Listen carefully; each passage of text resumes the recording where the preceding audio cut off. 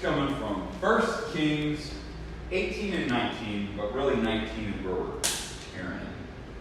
So let me paint the picture for you guys, okay? So, Israel is split into two kingdoms. You have Judah being ruled by one king, then you have Israel being ruled by another. Ahab is the king of Israel, and Ahab is one super bad dude. And I'm not talking just bad in like he doesn't believe in God. I'm talking like he's an evil person. Like at his core, he is an evil, evil person. Now, in the same time frame, we have the prophet Elijah. I'm sure everybody has heard of the prophet Elijah because God used him a lot in 1 Kings. I mean, a lot. There's times where, the widow of Zarephath, there was so many different things that he was doing throughout his life that God was utilizing him for. So, as you're getting up to chapter 19, you see that Ahab, he always has these moments when Elijah comes and prophesies. He has these moments where he's like, "Ooh, man, I've been wrong. Your God is the real God." But then he goes, "Actually, you know what? I'm going to kill you because I don't like you. And I'm really tired of you prophesying against me." And this just keeps happening. It's not always Ahab going after him. Oftentimes, Ahab's wife Jezebel is the one going after him.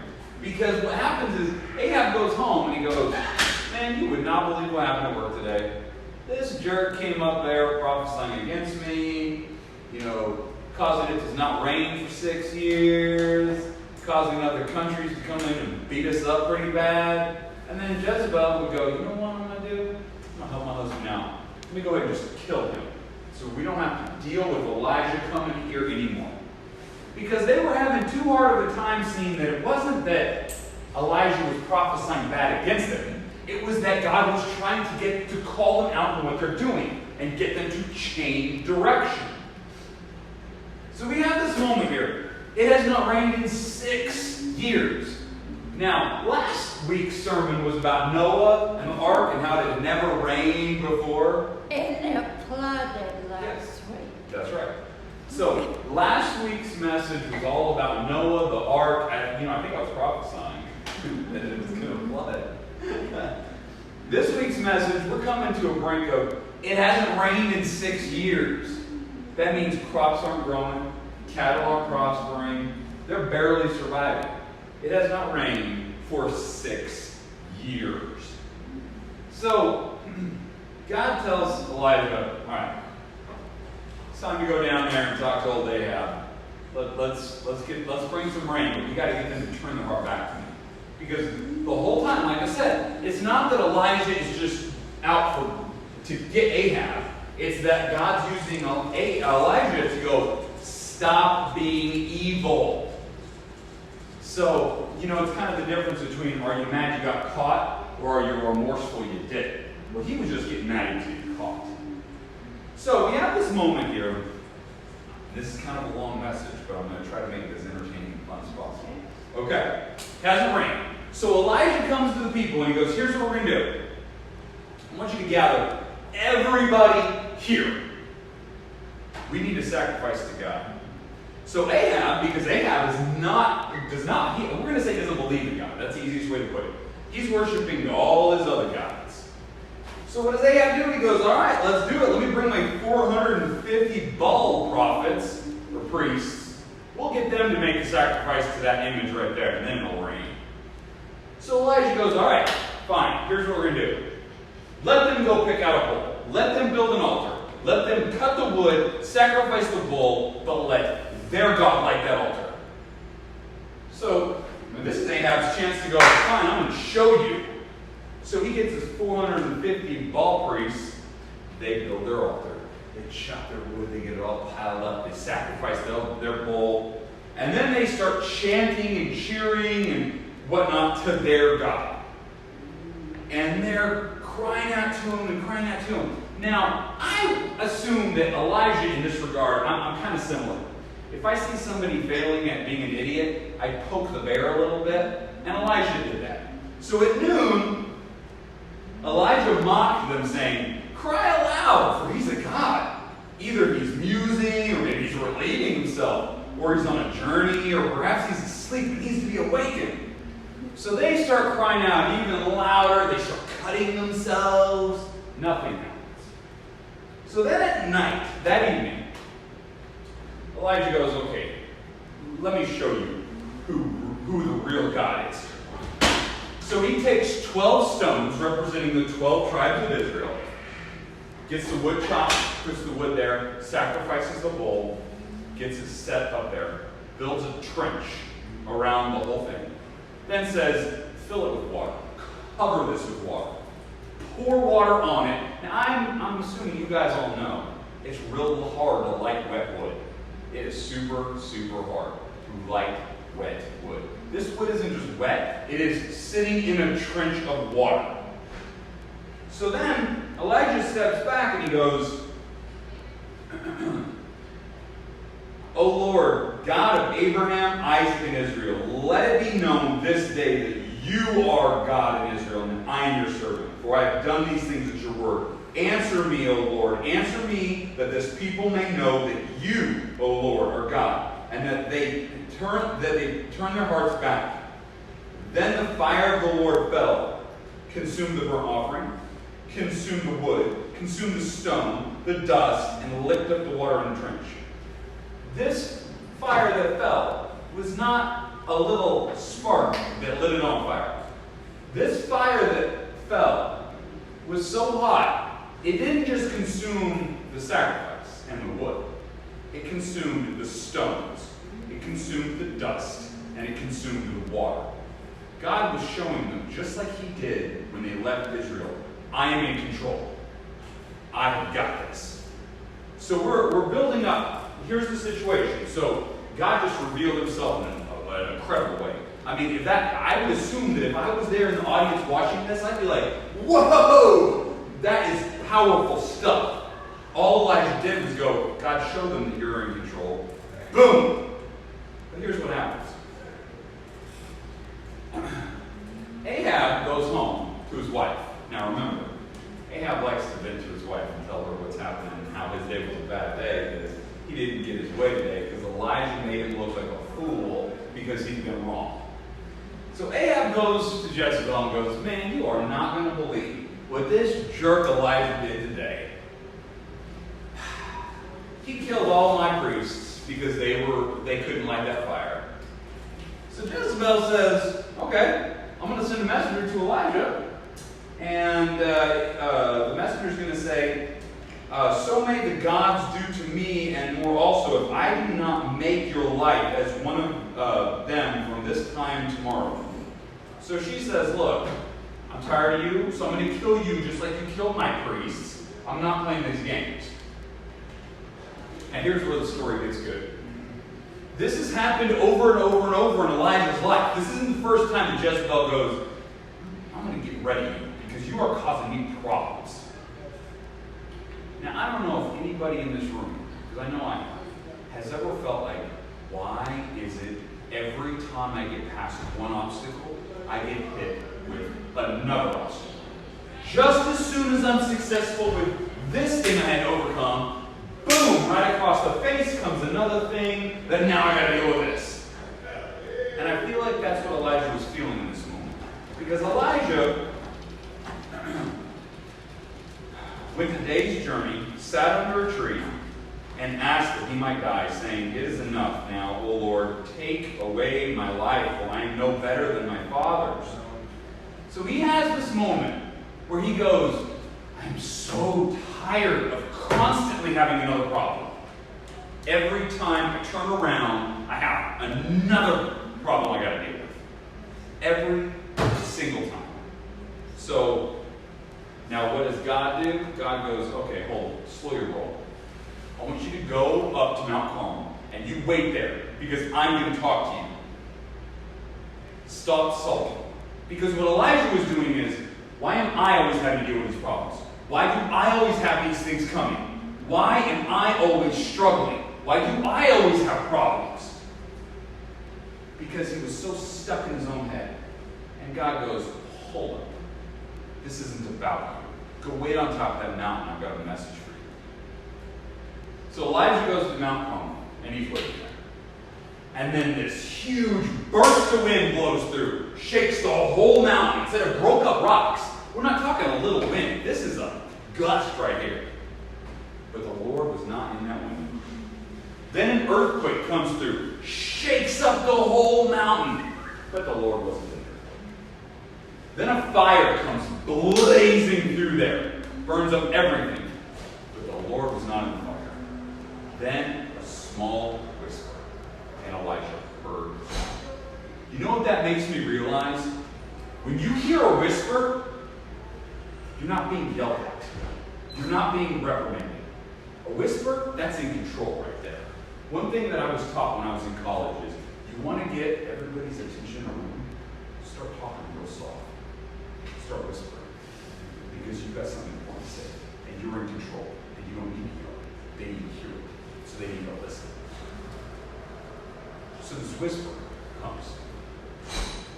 And Elijah hears it. And God tells him, look, I've got a plan. I'm about to bring you Elisha. This is not about you. This is about me. And you know what I thought of in this very moment when I was reading this? How difficult it is for us to stop being stuck in our own head with our own problems long enough to hear God. Because if you guys are like me, you want God to come in there, kick the door in with his cape on and go, I got you, let's get out of here. I'm going to save your life. But that's not what God's always going to do. Because God places us where he places us for a reason. And the only way we're ever going to know that is if we're quiet long enough to hear the whisper. When my kids are acting a fool and they're yelling at each other and going crazy and carrying on, I can yell too. I can get in the mix and start screaming at them as well. And that does nothing. There's just another person yelling. But as soon as I lower my voice, then it's like, whoa, whoa, whoa, what? What did he just say? Is he about to beat us to death? What? I didn't catch that. Say it again. We have to stop long enough to hear God. You know what this makes me think? James chapter 1, one of my favorite chapters in the whole Bible. You will experience trials, but they are to strengthen you in God. We all are. We all are. Every single one of us. God was taking Elijah through this journey of bringing people back. And that's what God tells him. God says, that he's using him to bring the people back. So rather than getting in our heads and going, God, get me out of this situation, we need to stop and go, okay, what are you doing with God? I know you've placed me here for a reason, because I'm a firm believer that God has a purpose for every single one of us.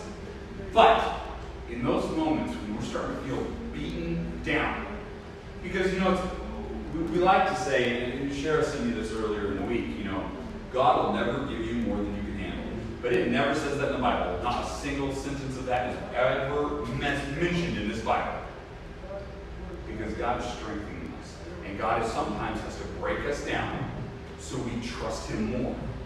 And as long as I can handle it, as long as God doesn't give me more than I can handle it, I'm good, I'm solid. Luke Sanchez can do this himself. It's those moments when I can't, because it is more than I can handle, that I have to fully go, okay, God, you got to help me here. You know what I think with this?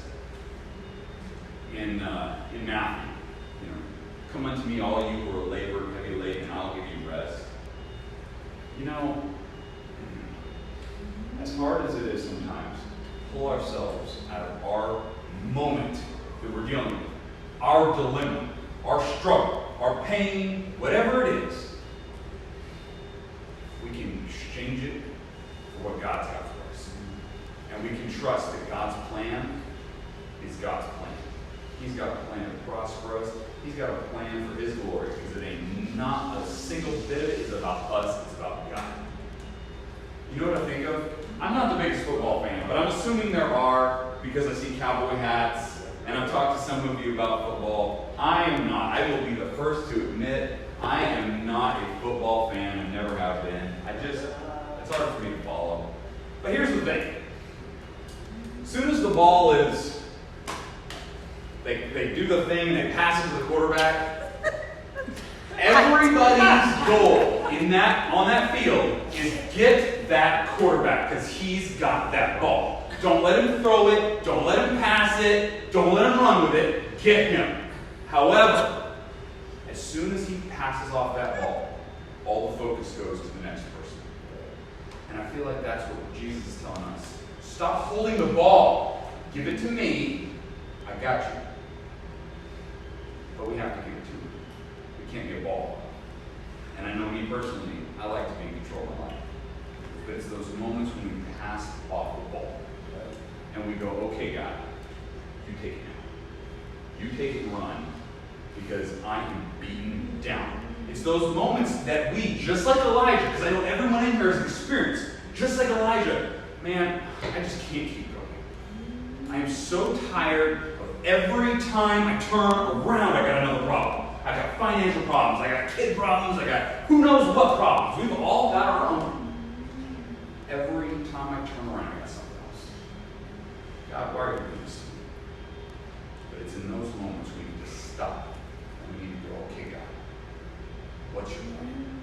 You know, the second part of that first chapter of James, that we're all going to experience trials and tribulations, we're all going to experience trials, is if any of you lack wisdom, ask him, he will give it to you. Because God, I don't think, wants to hide what he's doing. We just have to be able to hear the whisper because we get out of our own heads. You know, when you're sitting in a super loud radio car, your car, loud radio's on. Somebody starts talking to you next to you. They could be as close as anything to you, and you cannot hear them because all you hear is that super loud music. So you have to go, what? What did you say? What? We do that to ourselves because we won't turn down the volume in our own head of our own problems so we can hear God.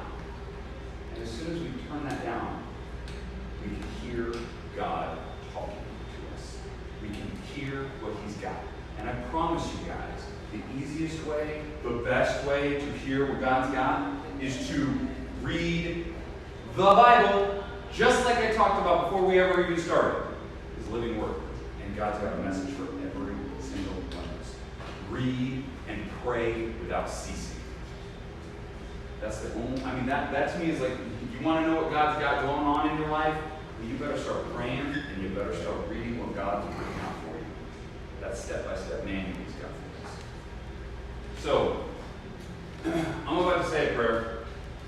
And I want you guys, as I'm praying out loud, this is our time to really give it to God. This is our time to go, God, I need to surrender to you in a new way. Or maybe you've never, ever come to that point of surrender. God, I'm tired of holding the ball and running on my own. And I need you. I'm a sinner. I need a Savior. I need forgiveness. And you are God. It's that easy to have a relationship. But for the rest of us, today's the day to turn the volume down in our own head and hear what God is doing. Because God has a plan for everybody. You know what I think about? One last thing before we pray. When I was a kid, when I was 10 years old, moved to Texas, moved up to Dallas, in California. That Christmas, my parents decided they're going to take a road trip back to California. Now, this is before the days of GPS and everything electronic.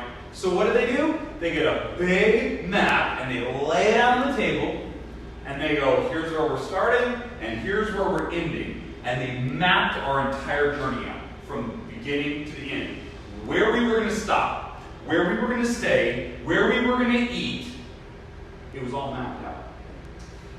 You know, in Psalm 139 it says that God mapped out every one of our days. God is not surprised by anything. He's not caught off guard, and this isn't just random chaos. God's got a purpose for every one of our lives. Just the same as my parents knew when we were leaving, where we were stopping, when we were getting there. God mapped that out for us.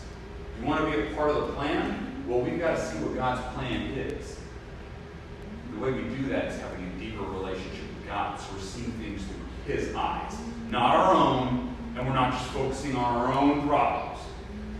So as I pray out loud, we need to really seek God. We need to seek God in a way where it's, God, I want to be your servant. Please show me what you're doing, so I can take joy in those moments, knowing that you are in control and you are at work in my life and around my life through me. So, I'm going to pray out loud. You guys pray in your hearts. Dear Lord, I just thank you so much for this opportunity, Lord. I pray, Lord, that you just touch every heart in here, Lord. If there's anybody that doesn't have that relationship with you, Lord, I pray that today's the day that changes. I pray, Lord, that they're able to surrender to you in a new way. Lord, I pray we're all able to surrender to you, that we stop trying to do it ourselves. We confess you as our Savior, as our one true God, that we're a sinner, we need a Savior, we need forgiveness, we need salvation, because you did all of that for us. Lord, I pray you just draw us to a new level. Open our eyes so we can see you at work around us. Open our eyes so we can see the fields ripe for harvest. Lord, just give us the strength and the guidance to be at work for you, Lord. I pray that we don't get focused and hung up on our own problems, because we're seeing things through your eyes, Lord. That the things of this world grow strangely dim in the light of your glory and grace. Lord, I pray as we continue and we sing these songs, we just feel your presence in this room, Lord. Just light a fire in each and every heart here that just spreads, Lord, just from one person to another. We love you and we ask these things in Jesus' name. Amen. All right.